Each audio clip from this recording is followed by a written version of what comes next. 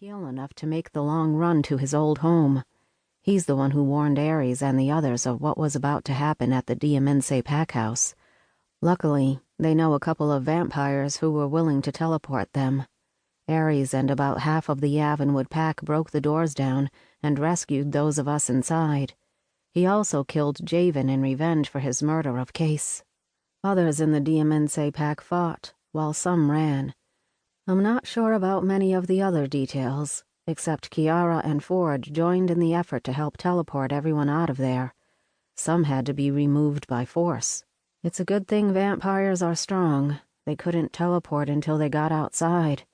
I shudder to think what would have happened if Wake hadn't alerted the others to what was going on. Then again, maybe I would have been better off dead. No, I couldn't be killed by Travis strangling me, thanks to the power Ford's mom bestowed upon me, but it took a few minutes before the bruising on my neck healed after I came to. Ford teleported Ryan after me. Ryan stayed with me while Ford and Kiara pulled everyone else from the house. Ryan shifted a few times. Both he and his wolf checked me over while he healed from his injuries. I cried all night in Ryan's bed. No amount of comforting he, Ford, or Paige offered made it better. Eventually, I passed out from sheer exhaustion. When I woke next, I grabbed Paige's hand while she slept beside me and teleported us to her house, where we stayed until tonight, Sunday, the night of Case's funeral. My mom insisted on coming over Friday after work. She didn't like that I wasn't better from the fake illness I told her about when I disappeared from school, thanks to Case and Javen fighting on the baseball field. She took my temperature, fussed over me, then determined I was fine but weak and needed sleep. Fortunately, she let us be, stopping by on Saturday night to drop off dinner when she determined I was recovering well enough to return to school on Monday. Paige is on one side of me, Ford on the other, as Ryan pays his respects to Lena.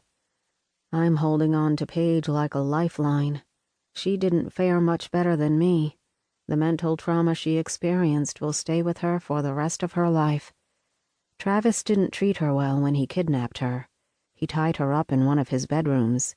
None of the pack tried to touch her, but they taunted her, called her names, didn't feed her. They brought a vampire in to read her mind and find out what she knew. The same was done to Kiara. She refused to cooperate and was beaten for it. If they wanted to kill both of them, they could have. However, the goal was for them to suffer until I arrived at dinner. What a fool I was for thinking I could swoop in and save the day. Instead, I got Case killed and nearly everyone else who was there with me. Lena came to me before the funeral tonight. She told me it wasn't my fault. I tried to correct her repeatedly, but she said she'd heard the whole story from Ford. She knew what happened and still said it wasn't on me. Case understood what he was doing when he took my place in the fight. The women and children of the pack are precious, and all the males will fight to the death to protect them. Though I'm not mated to Ryan yet, I'm still considered part of the Avonwood pack. I hugged Lena and we both cried. I don't know if I could have forgiven her if the situation were reversed. Then again, she's much older and wiser than me. She's also a shifter, so she understands everything better than I do. Ryan returns to stand before me. Things have been strained between us the last few days. It didn't help that I lashed out and told him I didn't think I could be in a relationship with him anymore. How can I, when I only bring death and darkness to those around me?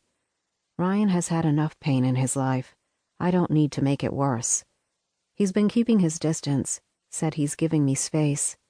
He's with me everywhere I go. Even if I can't see him, I can sense him. Another part of our bond clicked into place while he was fighting Garrison. I didn't realize it at the time, since I was too busy fearing I would lose him before I got the chance to tell him I love him. Now, every emotion he has, every place he goes, I'm aware of in ways I wasn't before. Whether he's home or outside Paige's house, I always know where he is. We're bonding, and if I don't do something soon, it will be irreversible.